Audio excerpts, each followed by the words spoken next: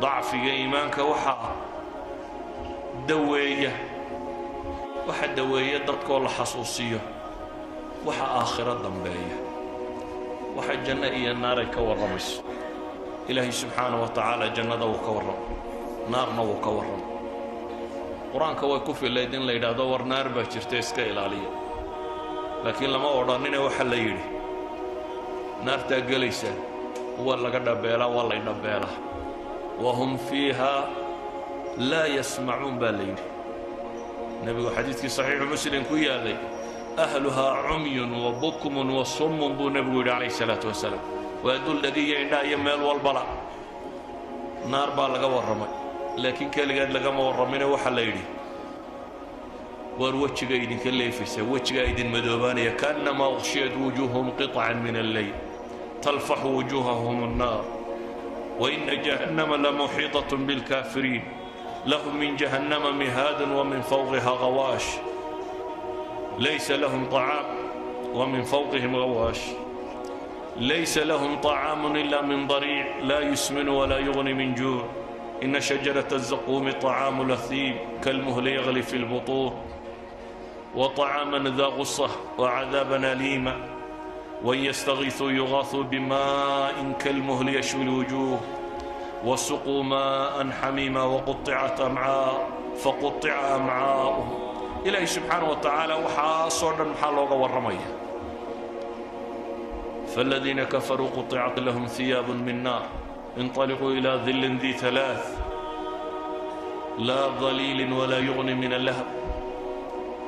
إلهي سبحانه وتعالى intuu naar ka warramay waxa lagu cunayo waxa lagu cabayo huga la gashanayo meesha la degayo sida la isu dulaynayo waxa lagu qaylinayo waxa lagu subkanayo waxa la cabayo waxa la cunayo waxa loo tafsiiliyo wax weeyaan lagu cabsi geliyo janna ilaahay markuu ka warramayna waa jannun lama odhan ee waxa la sheegay waxa nimco ku jira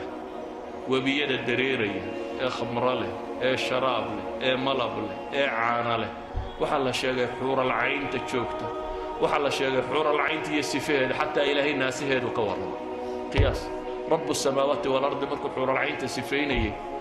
kawaacib buu ku tilmaamay curub buu ku tilmaamay ilaahay wuxuu ka warramay dhaqankoodii iyo akhlaaqdoodii siday yihiin qurxidoodu ka warramay xataa ilaahay wuxuu ka warramay waxaan naqaa'isa dumar adduunka markay joogaan ay leeyihiin inaynay lahayn dhiiggoodaa laga warramay inaan dhiig iyo midda dhalmo iyo midda dhalitaan iyo waxba toona inaanu ka iman baa laga warramay mar walba inay diyaariyin baa ilaahay ka warramay maxaa loo sifaynaya maxaa sida tan loogu balballaadhiyey waxa loogu balballaadhiyey waxa weeyaan in wax layna xasuusiyo walidaalika ayuha alikhwa nebi moxamed calayhi salaatu wasalaam marka uu tilmaamayo lamara مثل النار نام هاربها ولا مثل الجنة نام طالبها وور ليلة حصوصنا نبينا عليه الصلاة والسلام أدونك مركو تشوغي يوم كتشوغي إلا النبي نفت الله يسوق كاني أي نقطين ربحه أي ما دان أنصاري أي هشيسك الله قالين heshiiskay la galeen maxay ahaayeen wuxuu nebigu yidhi iyadoo carab oo dhammi raadacaynayso meeluu galow la'yay bay waxay yidhaahdeen waa ku difaacaynaa naf iyo maal iyo nafiisba waa kugu bixinaynaa carruurtayada iyo reerkayaga iyo waxaanu ka ilaalino saanu kuwa u ilaalinaa baanu kuu ilaalinaynaa ee maxaanu leenahay bay yidhaahdeen maxaanu leenahay dowladnimadaa helaysaan aniga dabadaybaa madax noqonaysaan waa dhergaysaan waa badhaadhobaysaan baabkaa nebigu kama warramin muxuu ku yidhi walakum aljanna buu yidhi walakum aljanna aalu yaasir oo la cadaabaya buu soo maray qoyskaa reer yaasir oo islaantii la toorjargaraynayo toojarkii ku dhimatay sidii loo garaacaya naftu ka bood odaygii sidii loo garaacaya naftu ka bood oo camaar oo inan yari markuu adkaysan kari waayey ayuu wax ku hadlayo dabeetana nebiga u yimo isagoo yoole ilaahay rasuulkiisiiyo markii garaacii iga tiro batay baa waxay sheegayaan inidhi hadday kugu soo noqdaan iska dheh buu nebigu yidhi intay sidaan arrinku yahay kuwaasaa loo cadaabay markuu soo maro buu lahaa sabran fa inna mawcidakum aljanna janno qabaa'ilkii u yimi yidhi waa kuu gargaaraynaaye adiga dabada madaxnimada waxba ku leenay baa la yidhi arrinku annaga ma nagu soo wareegaya wuxuu ku yidhi ilaahay baa arrinka iskale iska taga innagu waxaynu isugu nimaadno dadku inta badani waa maxaan helayaa shaqo urur siyaasad waxa la doono waxa la isugu yimaadaba qofkii ka dhex arki waaye wuxuu helayaa waar meesha waxba lagu hayo dadka la xijiraya buu oranaya waa la daalinaya war waxa la helayaa waa janno ee janno ma u shaqaysanaysa qofka muslimka ah waxa lagu shaqo galiyaa waa janno hadduu madax yahay hadduu siyaasad yahay hadduu miskiin yahay hadduu meel la xajooyo hadduu taajir yahay waa janno wuxuu u shaqeeyaa waxa uu lagu shaqo galiyaa waa cadaab laga cabsiyo inuu naar ka cabsado oo nebi maxamed leeyay innii nadiirun lakum bayna yaday waxaan idinka digayaa maxay cadaab shadiida uu leeyay walidaalika ayuha alikhwa dariska maanta waxaan ugu talagalay wuxuu yahay inaynu dib u xasuusanno ilaahay subxaanahu wa tacaala qur-aanka wuxuu ku tilmaamayaa faman zuxzixa can innaar wa udkhila aljanna faqad faaz wama alxayaatu addunya ila mataacu lguruur ninkii naar laga riixa baa ilaahay yidhi naar ninkii laga riixo ee janno la geliyo kaas uunbaa liibaanay dariska maanta wuxuu ku kooban yahay inaynu ilaahay subxaanahu wa tacaala weynayno oo jeclaanno oo u mahad celino afalaa akuunu cabdan shakuura inaynu cabsanno oo baqanno oo naar baa dambayso oo la hubaa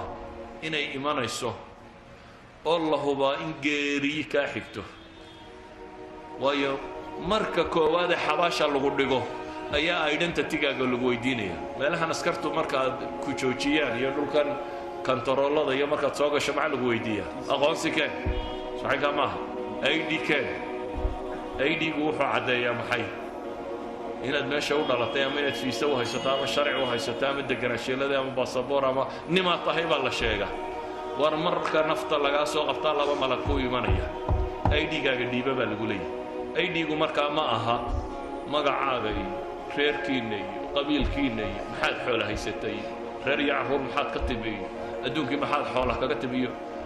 reer maad ahay iyo idgu kaa maaha idgu waa saddex su-aaladoo qura waa man rabbuk wamaa diinuk waman nabiyuk that's your id wax kaloo cidi ku weydiinaysaa ma jirto war yaa kuu rabbiya diintaad haysatay waa tuma ninkii laydin soo saaray maxaad ka rumaysnayd alrajul aladii bacaa allahu fiikum maxaad ka rumaysnayd hadday dhab ahayd markaad dunida joogtay inaad ku dhaqmayso oo cabsanaysay ilaahay baa ballan qaaday inuu markaa ku haleeshiinayo waa mowqif argagax badan leh maaha su-aal si caadiya lagu weydiinayo laba malag oo aragtidooda laga cabsi qabo qofka bini aadamka markuu cabsado soo ma ogid wax walba inuu ilaabo haddii imka lagu hanjabo inta lagu gilgilo lagu yidhaha magaca inaad horeba u garan weydaa bay u badantay inaad sasto laba malagoo ilaahay noocooda ka warramay oo nooc gaara ah oo sabarada naara sitoo ku soo gelgelaya ku fadhiisinaya oo baqaha dhulku kula go'ayo aanad haleelaynin inaad waxbaba xasuusato ayaana su-aasha ku weydiinaya ilaahayna wuxuu leeyahay yuthabbitu allahu aladiina aamanuu bilqowli haabit goorma fi lxayaati addunya wa fi laakhira haddaad halkan iimaan ka dhistay idgaaga markaa waad la soo baxaysaa waa kan baad leedahay haddii halkan markaad joogtay aanad cabsan jirin halkan markaad joogtay aanad ilaahay rajayn jirin halkan markaad joogtay aanad badbaadada u xidhnaanayn idba daa walba maad sidanin ama mid googo-ayoo aan la akhriyi karayn buu aha dan markay cabsidu timaadana ma sheegi karaysid idan naar inaad gasho iyo inaad janno gasho intay kaa baxaysaabaa kaaga hadhay soomaad aragtidu maalin walba mid la sii sido meeshaasaa loo sidaa qof kasta oo la sii sidaa halkaasaa loo sidaa inaad adna lagu sidaa waa ilbidhiqsiyo halkan baa naftu kaaga boodi kartaa waad maqashaa un hebeloo fadhiyaa wadnuhu istaagay iyo gaadhaa jiidhay iyo meel buu ka soo dhacay iyo naftuuba ka baxday iyo habeenkuudhu warraaqa kelmaddayda waxaan ku soo koobayaa ilaahay waxaan ka baryayaa inuu dariiqa saxayna waafajiyo naartaasna in ilaahay inaga badbaadiyo subxaana wa tacaala jannadiisana waddada loo maro inuu inoo fudaydiyo kuwii ilaahay subxaana wa tacaala daacadiisa ku sugay inuu inaga yeelo kuwii rabbigood ka cabsaday in alla inaga yeelo munkarkiiyo nakiir su-aashooda